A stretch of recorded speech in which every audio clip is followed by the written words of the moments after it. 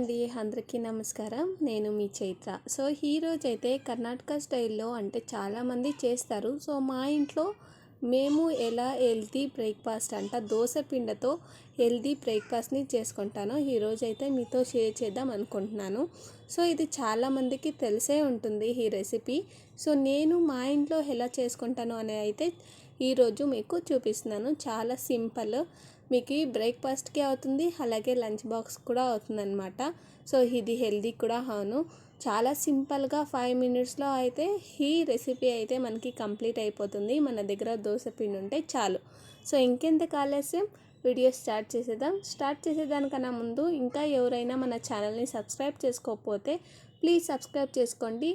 మీకు మా కర్ణాటక స్టైల్ రెసిపీస్ని అయితే నేను షేర్ చేస్తూ ఉంటాను. సో ముందుగా అయితే నేను ఇక్కడ దోశ పిండి తీసుకున్నాను. సో కొంచెం గట్టిగానే ఉంది దోశ పిండి, ఈ కన్సిస్టెన్సీలో ఉంటే మనకి సరిపోతుందన్నమాట.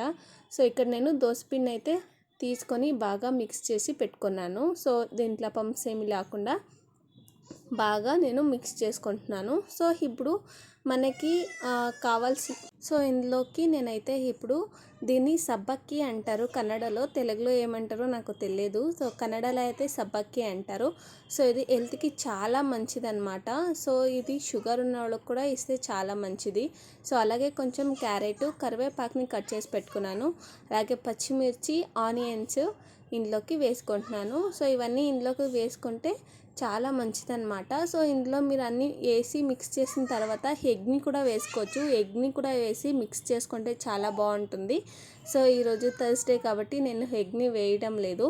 సో ఎగ్ వేసుకుంటే కూడా మనకి టేస్ట్ అనేది ఒక డిఫరెంట్ టేస్ట్ అనేది వస్తుంది. సో నేను ఇందులో ఇవన్నీ క్యారెట్, ఆనియన్స్, అలాగే పచ్చిమిర్చి, కొత్తిమీర, సబ్బక్కిని వేసి బాగా మిక్స్ చేస్తున్నాను.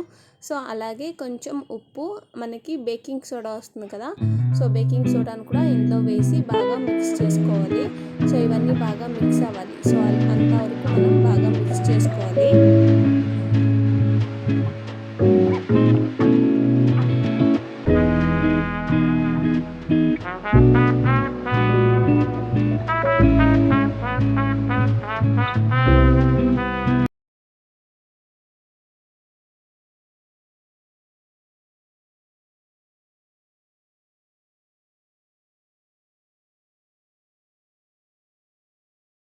సో ఇందులోకి కొంచెంగా జీలకర్ర కూడా వేసుకోవచ్చు. మీకు ఆప్షనల్ అనమాట, ఇది కావాలంటే వేసుకోవచ్చు, వద్దు అంటే స్కిప్ చేయొచ్చు అనమాట. టేస్ట్ అయితే చాలా బాగుంటుంది, ఈజీగా అయిపోతుంది మనకు రెసిపీ అయితే.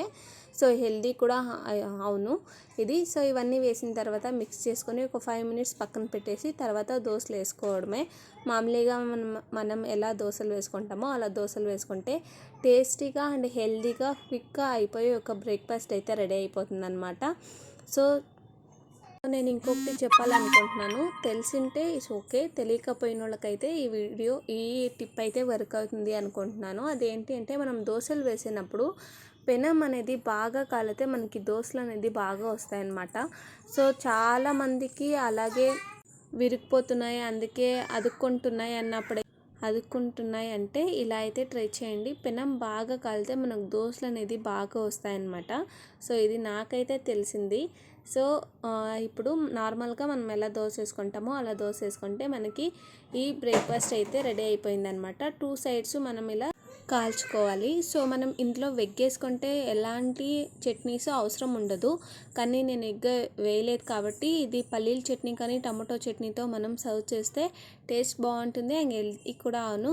సో ఈ వీడియో ఇష్టమైతే లైక్ చేసి subscribe. Thank you for watching.